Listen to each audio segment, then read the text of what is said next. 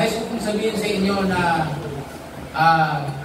kumbaga po, sabi ko ng Bible na ang pagbabalik niya ay parang paghilab ng tiyan ng isang babaeng mga anak.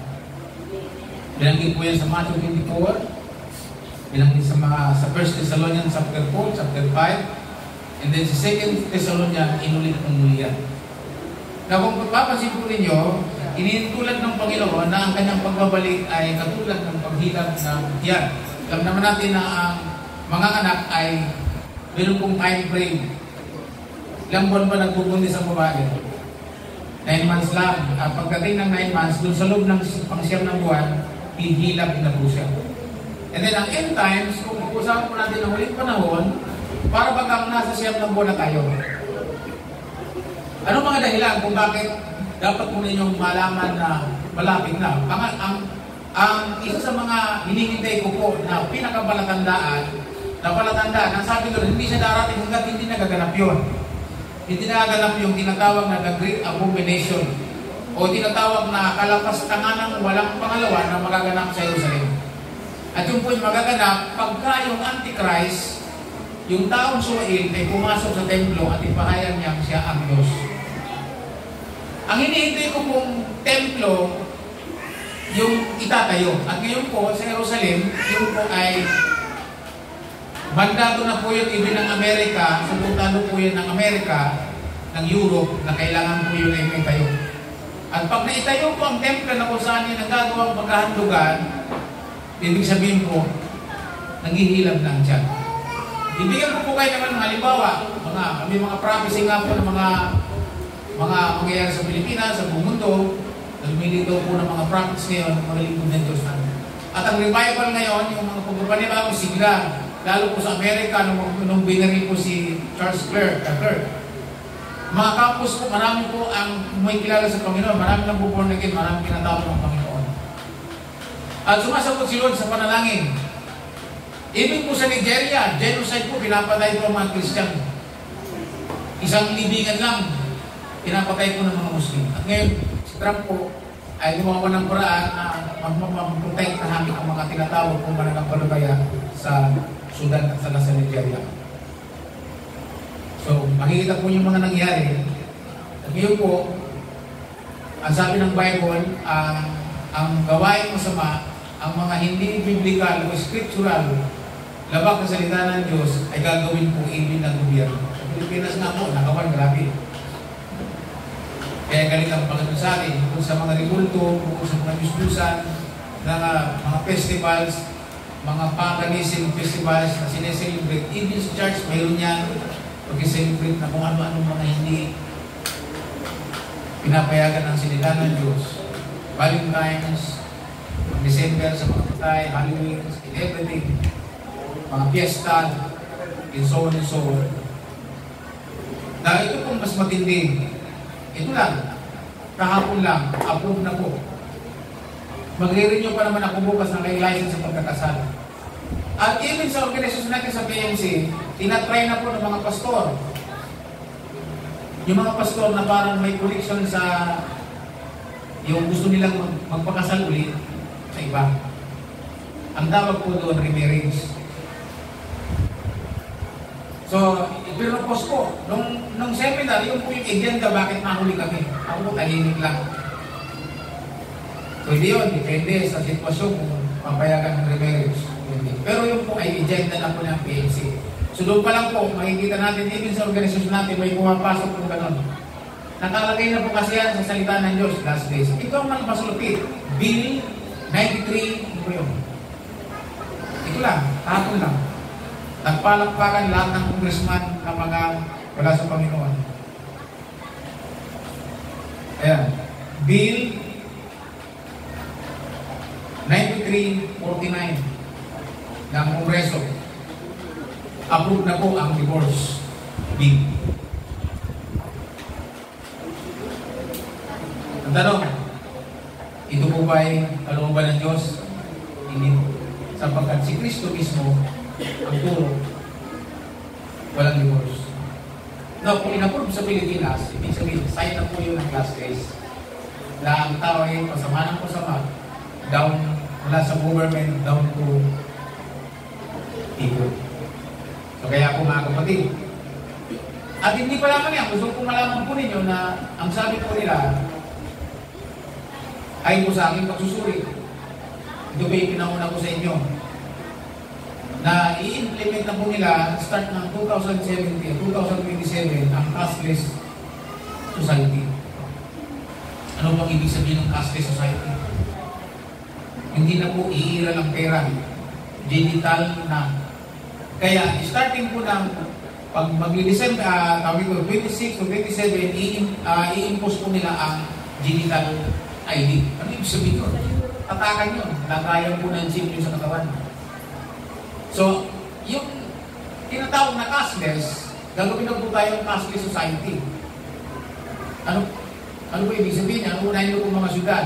At sa Pilipinas, ang magiging modelo daw po, dahil ang Davao ang disiplinadong lugar, sila ang mauna. Sila ang magiging modelo. Lahat ng syudad sa buong Pilipinas, sila ang mauna. Hanggang ang mga bayan-bayan. Kaya halimbawa, ang Manila, o kaya Pasig, cashless sila, wala kang perang gagamitin doon. Hindi pwede na, kahit mayroon kang 1,000, alam po niyo kung sino nang pasimuno niyan, ang ICI. Kasama po din si Mayor Magalong. Kaya sabi ni Mayor Magalong, para wala na silang maraming binbit na pera at makukurang. Kaya ang lahat ng ito ay nangyayari, hindi sa gusto nila, kundi ito'y ayon sa sinasabi ng salita ng Diyos mangyayari sa huling panahon. Ngayon, kawawa ang walang alam ng salita ng Diyos during the time. Siyempre, kung wala kang mabibili at tatakan nyo, ilalagay sa kanan ng ano ko, babayod-chip man yun, ano man yun, literal man na 666 yun, o literal man na ilalagay sa kanan ng mic, siyempre, kung wala kang alam, magpapalagay ka nun. So kaya mga kapatid, itong kahis ko ito, introduction pa lang ito, para po lalo po tayong maging ayos sa Panginoon. In the last days, sabi nga po ng Bible, sabi nga ng pinsan ko, si Sister Eva, sabi, hirap pala, Pastor, ano? Kaya lang nabasa ko, Pastor, sabi ko, punta ka sa Matthew 24 para hindi ka matakot. At ang sabi ng Bible, kung hindi pa i-exhale ang panahon yun, halos walang maliligtas, pero alang-alang sa mga inilan. Ibig sabihin, alang-alang sa iyo, ay i-exhale ang panahon yun. Kasi hindi natin kaya yun eh. Siyempre, wala kang makain, hindi ka makabili. Umiiyak ang anak mo. Kaya ngayon pala, sabi dito, idambalan na natin ang ating sarili sa Panginoon. Kasi, wala tayong magagawa kung iulay tayo sa Panginoon. During the time. Sana nga, pagdating ng time na yan, maraming tumindig at mamatay dahil sa pananampalataya. Ito po niya sabi ng Matthew, sabi ng Hebreo, verse 14. Ito pong talaga natin ngayon ay message ko, devotion ko po ito, at sabi Lord, sige, dalhin mo yan.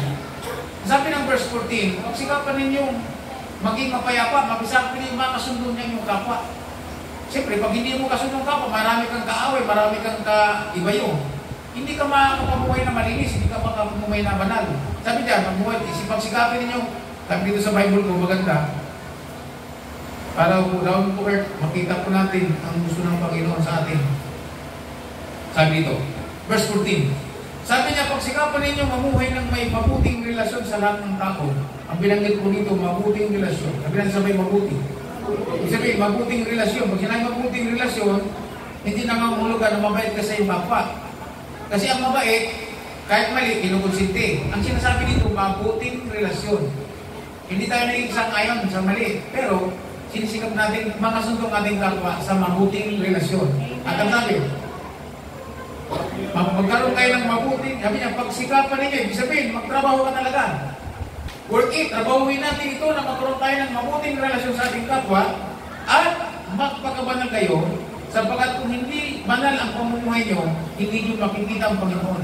Isipin mo, inaasahan natin sa second coming ni Lord, makakaharap natin si Lord, tapos tatanggihan tayo nito. Ano sabi ng Bible? Na sa huling araw, marami ang mag-expect na papasok pilas, pero ang sabi ng salita ng Diyos, lumayo kayo sa aking mga gumagawa ng masama. So sa klase ng pamumuhay natin, doon tayo sukatin. Kung tinanggap natin si Jesus, ang tanong, ibinamuhay ba natin ang kanyang salita hanggang sa tayo mamatay? Hanggang sa wakas ng ating buhay? Kung hindi, papasok tayo doon sa lumayo kayo sa akin kayong mga gumagawa ng masama. So kaya dito, ang verse 14, nagsasabi sa atin na trabawin natin ang ating pagkakaroon ng mabuting relasyon sa kapwa at mamuhay tayong banal. Amen. Dahil sabi niya, hindi nyo makikita ang Panginoon kung hindi kayo mamumuhay ng ganito. Sinundan ng verse 15, ang sabi sa verse 15, paano pa mamuhay ng banal? Sabi sa 15, pag-ingatan nyo na walang sino man sa inyo ang tatalikod sa biyaya ng Diyos. Ano po yung tatalikod nating biyaya ng Diyos? Sa Hebreo, mababasa po natin sa chapter 11, ang sabi niya, sa chapter 10, ang sabi po diyan, walang tatalikod. Sabi sa chapter 10, kung tumalikod, hindi ko kalulugan. Ano po yung biyaya na tinutukoy dito? Yung biyaya na makilala mo si Jesus bilang iyong tagapagligtas. Yung biyaya yun, huwag natin yung tatalikuran. Buti na nakakatuwa ang Panginoon sa buhay ni Jerome sa panalangin ng kanyang mga magulang at mga kapatid. At sa huling to na kung saan nakataya yung kanyang anak, naalala niya ang Panginoon at nag-ibagdil siya sa Panginoon. Very good, palapakan natin ang Panginoon. That's very good. Maganda bang kadil ang Panginoon? Amen. Maganda siyang kadil. Hindi niya tayo bibiguin. Pero pag tinalikuran natin siya, sabi sa Hebrew chapter 10 verse pataas, sabi niya, ang mga anak ko, ang namumuhay sa pananampalataya ay mamumuhay ng matuwid. Ngunit kung tumalikod, hindi ko kalulugan. Ibig sabihin, pupunta ka sa impyerno pag tinalikuran natin ang Panginoon. Kaya sa verse 15, dito ang sabi, pag-ingatan niyo na walang sino man siyang tumalikod sa biyaya ng Diyos. At ang sabi niya, at huwag ninyong hayaan umiral ang samaan ng loob sa inyo at marami ang madamay. Ito po yun, sabi nga, poisonous. Yung poisonous, yung samaan ng loob. Kayo mo kasama kanina umaga, nagtatalo kami kasi naiinis ako. Pero hindi kami nagtaliman ng sama ng loob. Yung may sama ng loob siya. May sama ng loob siya, yagi siya.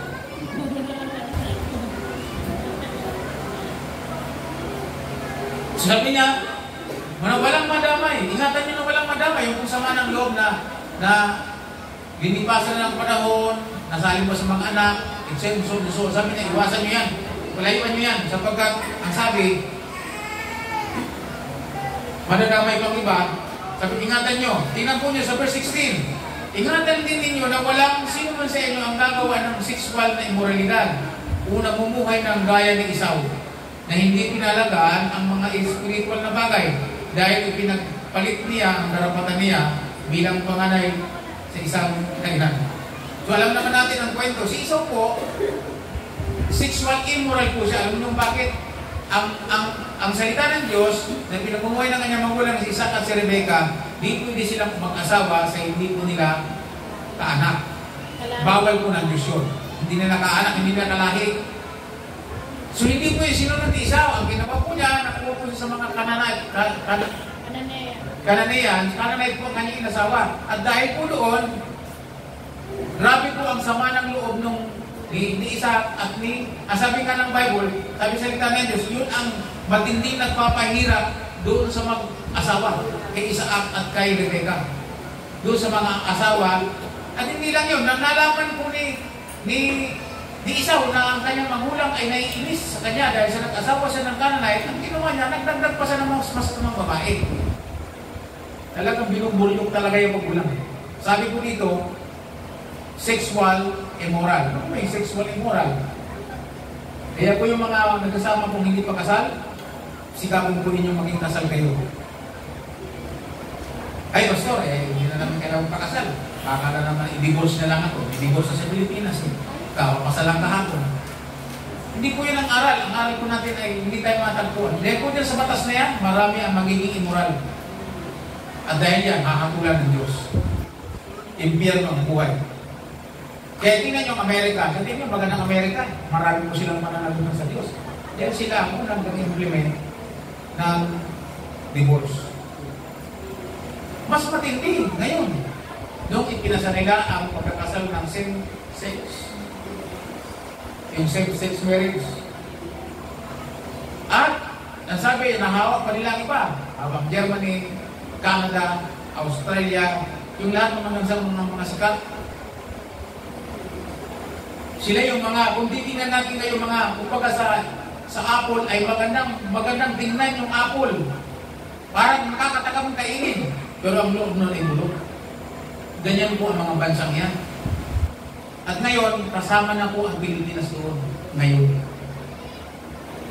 So ngayon, kung nakapalog ka sa Pilipinas, sama-sama po tayo dito. Kung naalam natin ang salita ng Diyos, alam natin ang kabutuhanan, sama-sama po kayo dito, maghihirap ang aming kalooban at matitigis tayo. Kaya, lalo ko, sa isip-isip ko lang, kung pinasa na yan, divorce na yan, pagkatapos kong mag-renew ngayon, sa loob ng 2 years, hindi na ako mag-renew. Kasi baka may magpakasal sa akin ng divorce.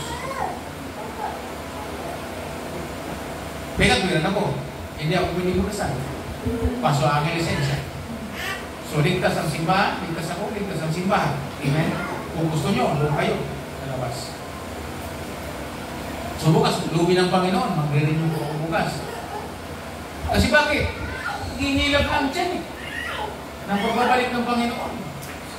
So kaya pinag-iingat ko tayo. Itong tinuturo ko ngayon ay klase po ng individual na pamumuhay na kasama ng society. Napansin ko ba niyo verse 14 pang society? Na sabi dyan, sikapin ninyo, wala kayong mga wala kayong mga kalaban-laban dyan. At sikapin nyo mamuhay ng banal sapagkat ang sabi, yan ang paraan para makapamuhay tayo at para makita natin ang Panginoon.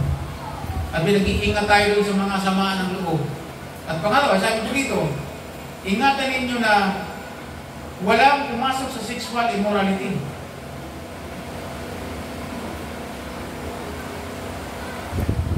Kaya po yung mga magpapakasal ngayon, dito, mga kapatid, yung mga taga-PM sa Kristo, at kayo magpapakasal, apilin po yun sa loob ng 2 years. Pwede na ako magkasal noon. At ako, hindi ko lang sinasabi, pero pagka ganyan, meron matas ng ganyan, hindi ako mag-renew na. Siguro, hindi ko lang alam po. Pero, inauna ko lang po para makaiwas po tayo. By the way, pag-uusapan ko na yung mga pastor yan, hindi mga usapan ng private yan, hindi pinis pa ng isa. Pero po, kung ang stand ko, kung ano sinasabi ng Word of God, doon ako. Okay. Kung sila yung mag-remarriage, ako hindi. Amen po ba? Kung sila po ay mag-divorce, aking wala. So, kaya dito, sabi niya, ingatan nyo na may pumasok sa immorality. Tulad ni Esau. Alam po ba niya si Esau, nung ginawa po niya yan? Lalo nang bininta pa niya yung kanyang spiritual ears. Yung power ng kanyang spiritual ng pagiging panghani, akala niya ganun-ganun lang yun. Hindi niya alam na yun ang kinabukasan. Kaya sabi niya dito, huwag daw natin gagayahin si Esau na hindi na mahalaga sa spiritual. Sabi natin sabay spiritual. Ang kaligtasan natin ay spiritual, amen? Hindi ko sa pamamagitan ng ating mga gawa. Kaya tayo naligtas. Naligtas tayo dahil sumampalataya tayo sa Panginoon at wala tayong gawa doon. At ang pananampalataya nyo, lalaki pa na lang natin ang mabubuting gawa para tayo makapumuhay ayon sa salita ng Diyos. Tingnan po ninyo yung nakapako sa krus. Nung ipinako si Lord sa krus ng Kalbaryo, may dalawang magnanakaw, rapist, murderer. Ang isa po doon, tumanggap sa Panginoon. Ang isa doon ay hindi. Bakit naligtas yung tumanggap sa Panginoon? Kinilala si Lord. Anong sabi niya? Jesus, alalahanin mo pag naghahari ka na. Ibig sabihin, kinilala niya si Jesus na siya'y hari. Panginoon, anong pasyan niya?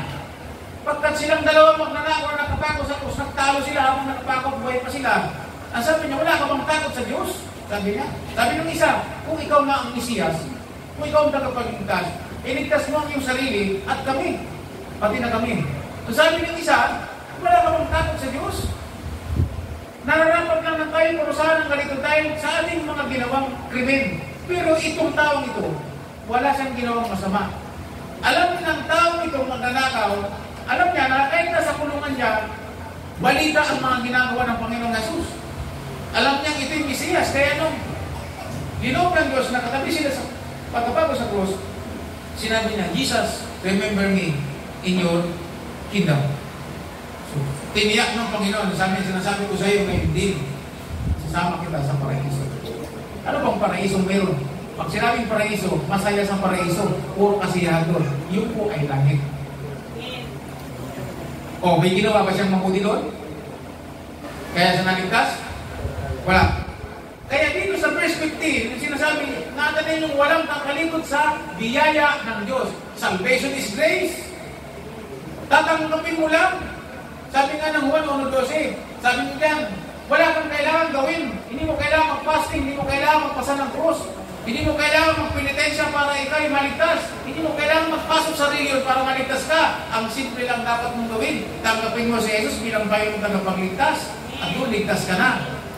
At mamumuhay ka na lang ayon sa kanyang salita. Juan 1:12.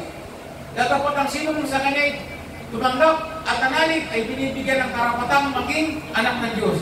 Dati walang karapatan, pero nung tumanggap at manalig, ano nangyari? Ang karoon ng karapatan.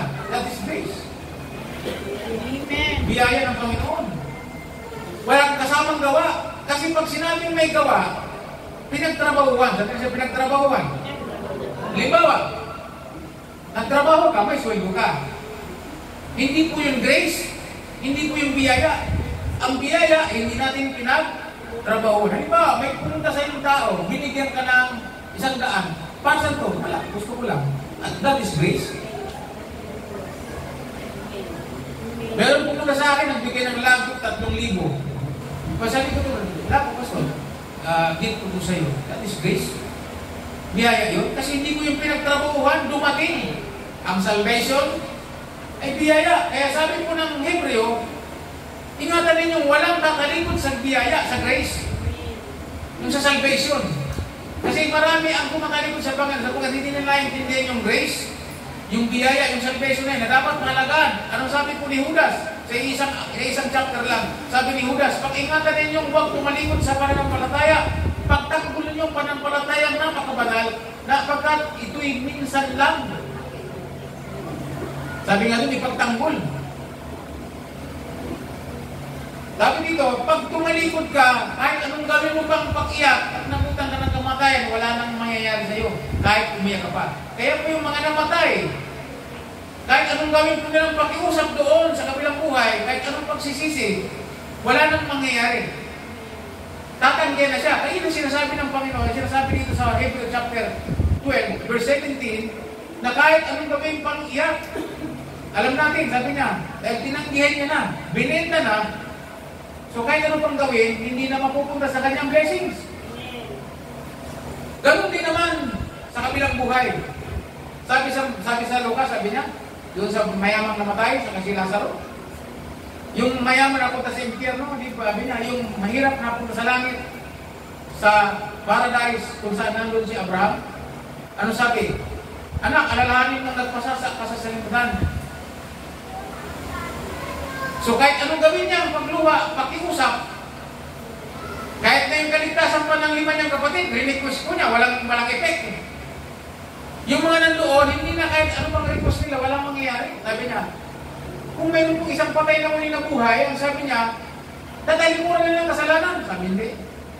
Sabi ni Abraham, hindi. Naroon ang mga sinulat ng mga memorias at ng mga propeta, ang Biblia. Pakinggan nila iyon. Ano ibig sabihin nun? The Bible is enough. Sapat ang salita ng Diyos para ipamuhay at sumunod sa kalooban ng Panginoon. So anong topic natin ngayon?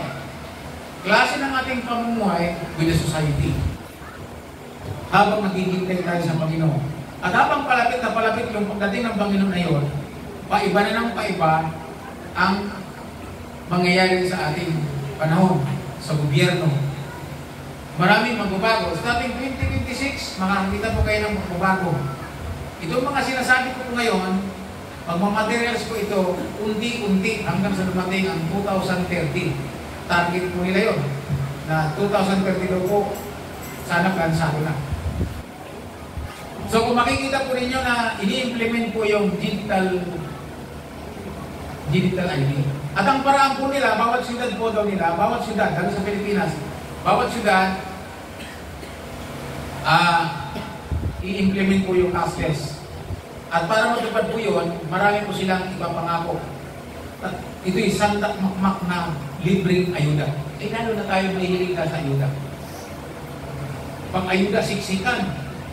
Kita nyo sa barangay, dumatingin po yung ayuda galing ng Vice Presidente. Sus, siksikan. Iisa na lang amoy ng mga tao. Siksikan. Lahat kami nandoon. Dahil ayun dahil, isang basket na, pinagpilahan ng ilang oras. Bakit nangyari? Sinasanay po tayo sa ganon. Para hindi na sila hirap. Praktisahan na natin.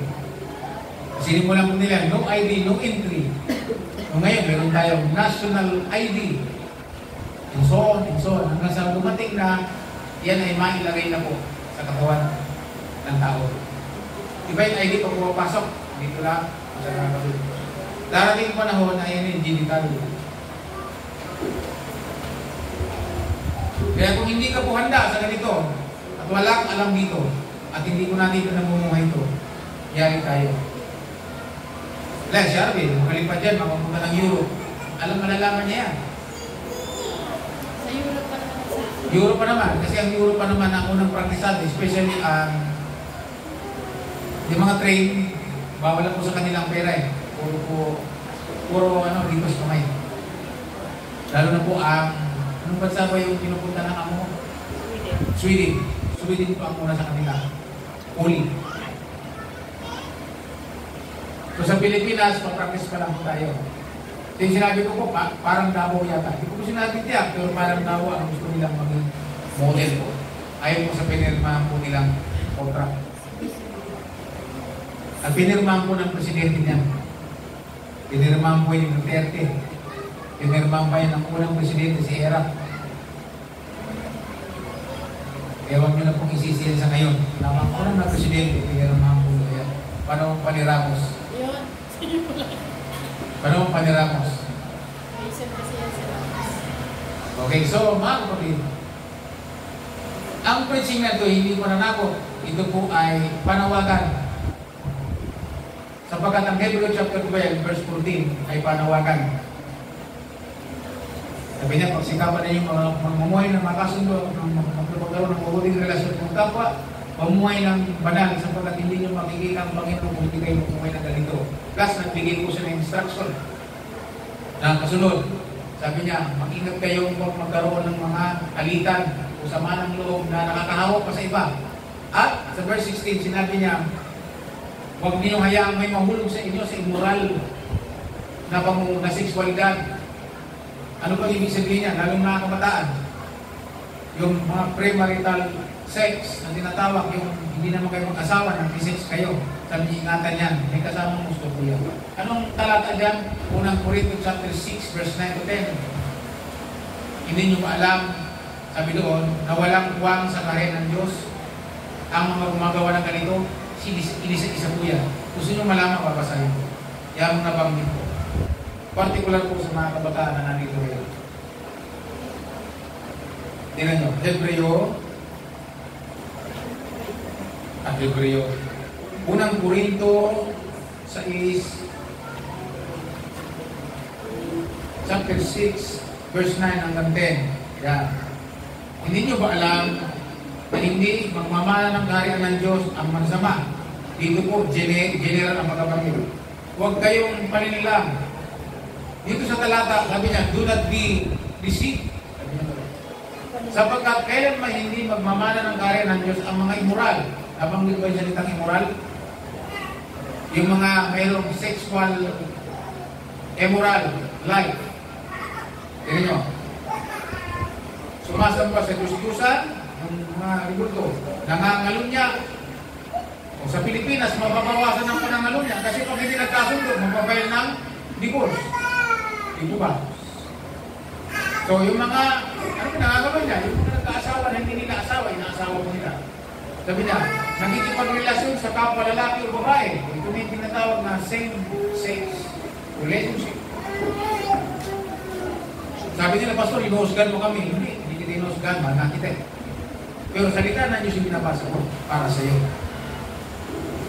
Sabi niya, manang nakikipagrelasyon sa kapwa lalaki o kapwa babae, magnanakaw o yung mga kurak, saking, lasenggo o lasenggo, alam mo, ibig sabihin lasenggo, papanlait o yun, yung mga away-awayan at bandarambo. Sabi po dyan, at ganyan nga ang ilan sa inyo noon. Ngunit Nilinis na kayo sa inyong mga kasalanan at ibinuod na kayo ng Diyos para maging Kanya. So makikita po ninyo, itinuring na kayong matuwid dahil sa Panginoong Jesucristo at sa Espiritu ng ating Diyos. So sinasabi ko kay Apostol Pablo, sa mga unang mananampalataya sa Korinto, na dati ganyan kayo, pero lilinis na kayo ni Kristo. Palampakan natin ng Panginoon. Pagsampalataya natin kay Jesus, dilinisin tayo sa ating mga kasalanan. Wala kang kaya linisin ang iyong sarili. Kaya ngayon lang, nagisnan natin para mabawasan ang kasalanan natin. Tulad ko, noong araw na kailangan sabi nito, magbawas tayo ng kasalanan. Kala ko kayang bawasan ng tao ang kasalanan, hindi pala. So magpinitensya tayo tol, punta tayo dun sa nasarinang itim sa Antipolo. Tapos, o sabi, okay lang, maglalakad tayo, okay lang. Pero tol, magpinitensya tayo. Ano ba yun? Hindi tayo magyayapak. Naku! Saan tayo galing? Sabi niya, galing tayo ng Santa Lucia, kaakit tayo ng Antipolo, maglalakad tayo ng kayapak. Ay, nung araw, ang simento dyan, hindi yung simentong mayroon pang nakapatong na yung asfalto, yung pala pag nagbibilay dun sa araw, mainit. Naku, masinag pa lang, malaking problema ng bako. Hindi na kaya. Para mabawasan ng kasalanan, maglalakad daw kami na kayapak. Hindi ko magawa. Sabi ko, pasensya ka ng nasirong itim. Di baling dumami kasalanan ko, di ko kaya. Sabi-sabi, ang mabubuting gawa, hindi natin kaya talaga magbago sa sarili natin. Amen. Amen. Si Lord, amen. Wala. Kailangan lang natin tumanggap sa Panginoon at ang banal na Espiritu na ang bahala doon. Sapagkat ang sabi, ganito, makinig ko kayo, yung taong tumanggap sa Panginoon, ang sabi niya, ay panganak sa Espiritu. Sabi niya, lahat ay kailangan may panganak sa Espiritu. Tutulungan ka ngayon ng Espiritu makapamuhay. Ano sabi po ni Pablo doon sa 2 Corinthians chapter 5, verse 17? Ang sabi niya, ang sino mang nagpag-isa kay Jesucristo ay isa ng bagong tira. Ang dati niyang buhay, wala na. Siya ay bago na. Yan dahil lang kung bakit nagbabago ang tao. Halimbawa, si Ate Beng. Dati, pag nasa lubong mo niya sila, lasing. Nasa kulay na yun dyan. Lasing, nasa lubong ko. O, Ate Beng, nangahalik pa yan. So, pasensya ka na, Pastor. Halikan ka pa niya dito sa liig. Lasing na lasing, amoy alak. Buti lang hindi amoy ihig, hindi nag-iisa lang sana.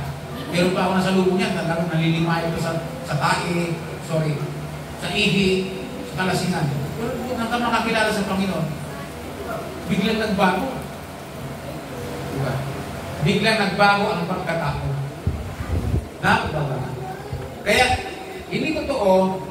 Kaya yung mga sinasabing kilala nila ang Diyos, tinanggap nila ang Diyos, pero hindi nagbago, hindi totoo ang kanyang tinanggap. Dahil ang mga totoong tumanggap sa Panginoon, hindi maaaring hindi magbago. Bigyan ko kayo ng halimbawa. Bigyan ko ng halimbawa sa Bible. Si Zacchaeus, na ma-encounter niya si Lord, na ipanganak ng muli, nagbago.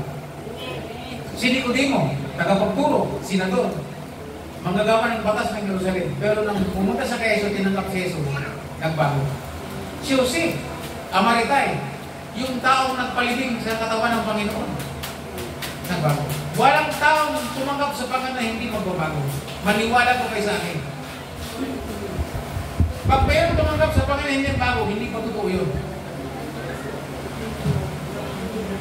Meron akong kasama sa church na manggagawa na. Pero manggagawa na siya. Nung maging manggagawa rin siya, sabi ko, kumusta ka, Brad? Pastor, pasensya ka na sa lahat na nagawa kong mga nagawa ko sa iyo. Hindi pa yung totoo, biro pa lang yun. Pero ngayon, totoo na ito. Naipanganak akong muli, sabi niya. Dito ako tunay na born again. Nalala ko si Ate King, sumama ng encounter. Ang sabi ni Ate King, dito lang talaga ako na-born again talaga. Dito ako naipanganak. So mga kapatid, ang Hebrew chapter 12 ay nagsasabi sa atin ng klase ng magiging pamumuhay natin. May naintindihan po ba tayo? Ilagay po niyo yan sa ating posisipan sapagkat wala po tayong learnings ngayon. Pagkatapos po natin mag-anuhan, diretso po tayo sa pangkalahatang pagpupulong para po sa ating Thanksgiving and year-end celebration sa December. So, December, ang ating pong magiging, ay nasit ko po ng 21 sapagkat puno po kasi ang December ng organisasyon natin. So kaya ngayong umaga, kung meron po tayo na unawaan, tayo manalangin sa Panginoon, magpasalamat sa Kanya. So kung meron tayo naintindihan ng pasya natin, ang challenge ko po, atin po kayo ng December, last Sunday, December 28 po yata yan, dahil magkakaroon po tayo ng prayer and declaration. Malapatan po kayo ng panalangin December 28 po yan, last Sunday. Magkakaroon po tayo ng prayer and declaration at masama po kayo doon sa ating panalangin.